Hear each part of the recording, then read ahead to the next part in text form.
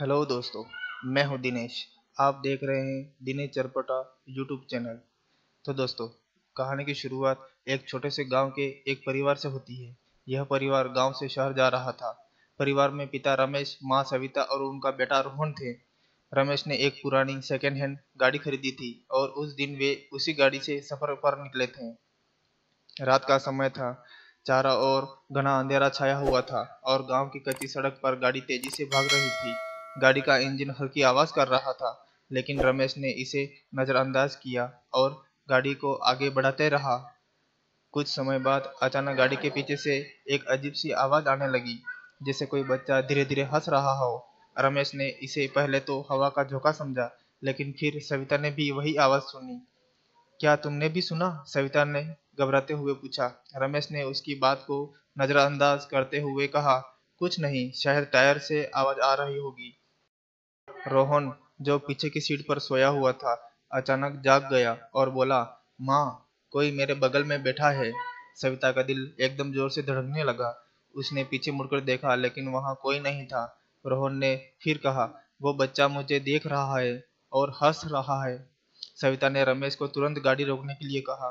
रमेश ने गाड़ी किनारे लगाई और चारों ओर अंधेरे में देखा, पर वहां कोई भी नहीं था। रमेश ने सोचा कि रोहन शायद सपना देख रहा होगा। उन्होंने फिर से गाड़ी चलाई, लेकिन गाड़ी के पीछे से वही हंसी की आवाज फिर से आने लगी और अब यह आवाज और भी स्पष्ट हो गई थी। अचानक गाड़ी के शीशे में रमेश ने देखा कि गाड़ी के पीछे एक बच्चा खड़ा था।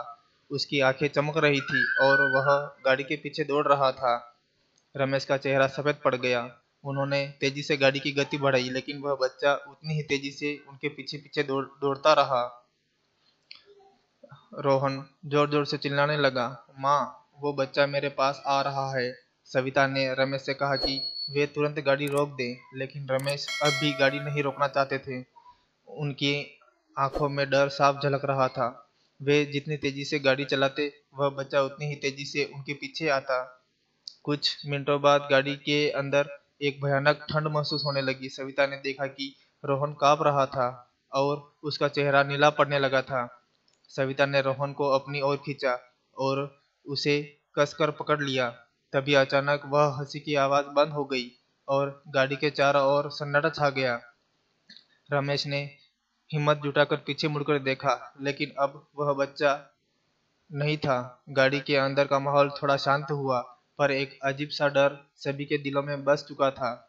रमेश ने गाड़ी को धीमा किया और एक सुनसान मोड़ पर गाड़ी रोक दी।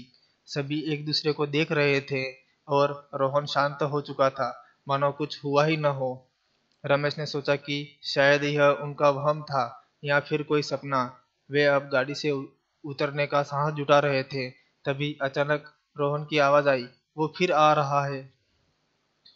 रमेश और सविता ने बिना कुछ कहे गाड़ी को तेजी से चालू किया और बिना पीछे दिखे उस जगह से भाग निकले।